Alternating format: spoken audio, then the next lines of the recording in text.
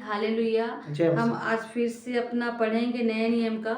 इससे पहले मैंने बताया था यीशु मसीह की वंशावली, उसके बाद यीशु मसीह को स्वर्गदूत का दर्शन और ज्योतिषियों का आगमन। हम वहाँ तक रोके तो तब प्रीवियस में जाके आप देख सकते हैं। आज हम फिर से शुरू करेंगे मिस्र देश को जाना।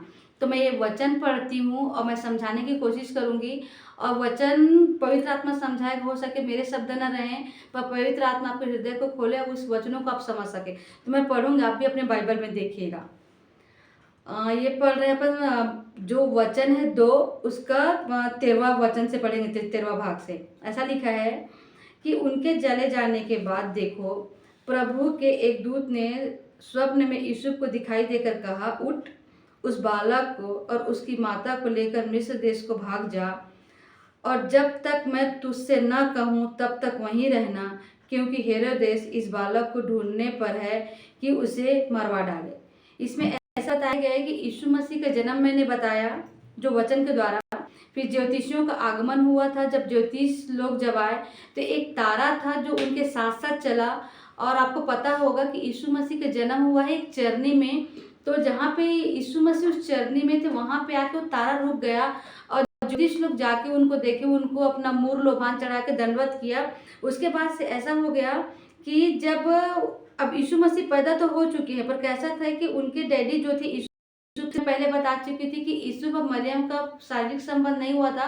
यीशु मसीह पवित्र आत्मा से पैदा हुए थे। तो इसमें ऐसा दिखाया गया कि अब यीशु मसीह तो पैदा हो गए हैं, पर उस समय वहाँ के राजा हुआ करते थे हेरोदेस। उनको जाके ज्योतिष लोग बोले कि यहूदियों का राजा पैदा हुआ। इसलिए हेरोदेस डरने लग गया था, क्योंकि ऑलरेडी मैं तो राजा हूँ ही, तो मेरे अलावा और कौन दूसरा राजा पैदा हो जाएगा। इसलिए अब वो बच्चा पैदा तो हो चुका है बैतलहम में, जो यीशु मसीह। अब हेरोदेस राजा का क्या कहना था कि वो यीशु मसीह को मरवाना चाहता था। इसलिए पवित्र मतलब स्वर्गदूत ने आके यूसुफ के स्वप्न में देखा, ये बोला तू उसको मिस्र देश में लेके जा, क्योंकि जैसे जैसे कैसा है, जैसे आज मैं यीशु मसीह मानती हूँ, बहुत सारी तकलीफें ऐसे आती जब भटकते चले जाओगे, पर यदि यीशु मसीह से प्रार्थना करोगे तो बराबर उसका उपाय निकलता है।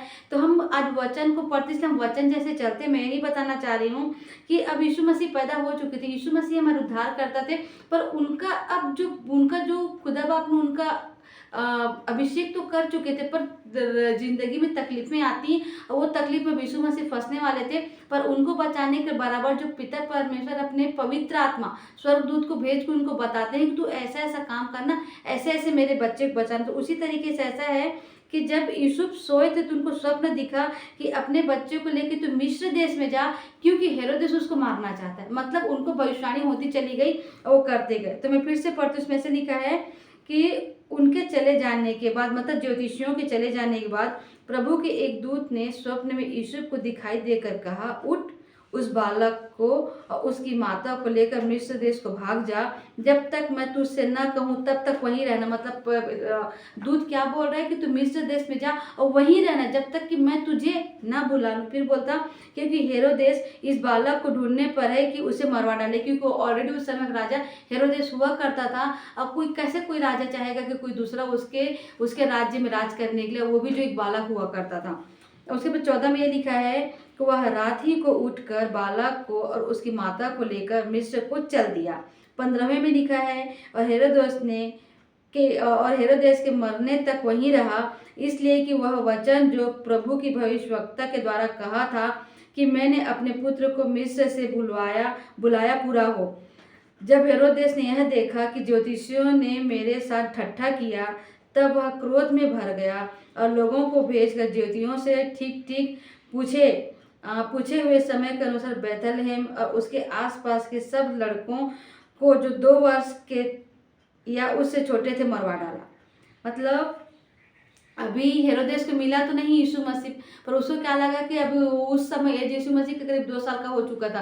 तो हेरोदेस ने क्या किया कि जितने भी 2 साल के बच्चे थे सब कुछ ने मरवा डाला।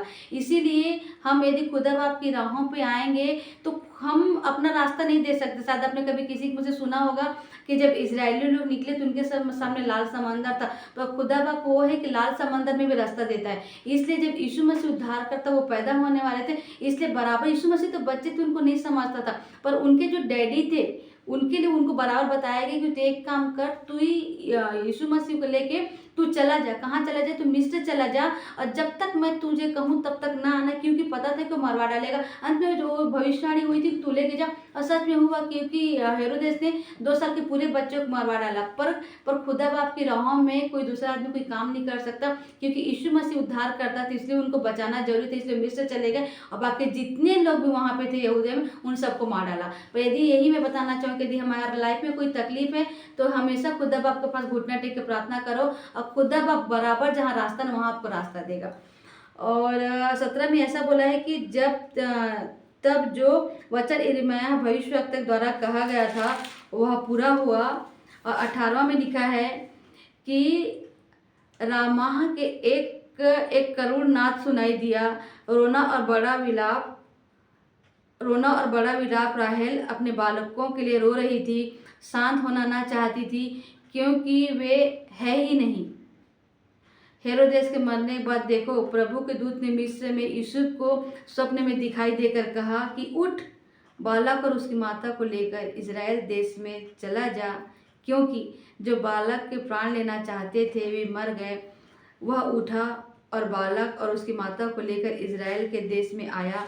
परंतु यह सुनकर कि उर्खिलाउस अपने पिता हेरोदेस की जगह यहूदिया का राज्य करा है, वहां जाने से डरा और स्वप्न में चुनौती पाकर गलील देश में चला गया और नासरत नाम नगर में जा बसा, ताकि यह वचन पूरा हो जो भविष्यवक्ताओं द्वारा कहा गया था कि वह नासरी कहलाया। इसमें जो हमने जो पढ़ा ना 18 में ऐसा बोला है कि वह रामा में एक करुण नाद सुनाई दिया, रोना और बड़ा विलाप। राहेल अपने बालकों के लिए रो रही थी और शांत होना ना चाहती थी, क्योंकि वे है ही नहीं। मतलब ये पुरानी कहानी बताया कि जैसे जो राहेल का वर्णन किया गया है वो याकूब की दूसरी पत्नी है। पहली पत्नी का नाम लिया था, दूसरी पत्नी का नाम राहेल था। तो उसके 2 बच्चे हुए थे यूसुफ बिन्यामीन पर। उस दौरान ऐसा हुआ था कि जब उसके बच्चे नहीं थे तो वो रोती थी। उसका यहाँ पे वर्णन किया गया है कि रामा में एक करुण नाद सुनाई दिया, रोना और बड़ा विलाप। राहेल अपने बालकों के लिए रो रही थी और शांत होना ना चाहती थी, क्योंकि वे हैं ही नहीं। मतलब राहेल अपने बच्चे के लिए रो रही है, पर वो ऐसा उस समय याकूब को बोलती कि तू मुझे बच्चा पैदा करके, तब याकूब चिल्लाता है कि क्या मैं परमेश्वर हूँ जो तुझे बच्चा पैदा करके दूँ? परमेश्वर ने तेरी कोख बंद करी है। इसलिए राहेल अपने बच्चे के लिए रोती थी। तो वही इसका वर्णन यहाँ पे दिया गया। और दूसरा बात 19 में क्या बोला गया कि हेरोदेस के मरने के बाद देखो, एक प्रभु के दूत ने मिस्र में यूसुफ को स्वप्न में दिखाई देकर कहा। इससे पहले हमने वचन में क्या बोला था कि तू मिस्र देश में जा, अब जब तक मैं तुझे ना बोलूँ तब तक तू वहीं रहना। मतलब अब यूसुफ जाकर मिस्र देश में रहने लग गए थे, पर अब जब हेरोदेस मर गया तो सेम दूत ने जाके बोलता कि अब तू चला जा, क्योंकि जो हेरोदेस मारना चाहता वो ऑलरेडी मर चुका था, तुझे नुकसान कौन क्यों पहुंचाएगा। वहां से आया और जाकर उसने यीशु मसीह को नासरत नगर में रखा, जो कि आज नासरत यीशु मसीह के नाम से कहलाया जाता है। तो ये वचन यही मैं बताना चाहती हूँ कि पहले जब यीशु मसीह का जन्म हुआ, बाद में उनको ज्योतिषियों ने देखा, वर्णन किया, प्रणाम किया, और बाद में उनको मिस्र देश में लेके गए। ये पूरी चली गई, क्योंकि हमारे उद्धारकर्ता यीशु मसीह आ गए थे। उनका उद्धार करने बाद ऐसा था कि अब उनको जान को बचाना था, तो बराबर उनके परमेश्वर के स्वर्गदूत ने उनको बचाया और यही बताया कि हमारा उद्धारकर्ता बन गए। में जो भविष्यवाणी हुई थी वो पूरी हुई। अंत में आकर नासरत में रहे। आज उनको नासरत यीशु मसीह के नाम से जाना जाता है। इसी सारी आदर में यीशु मसीह मिलेगा। आमीन आमीन।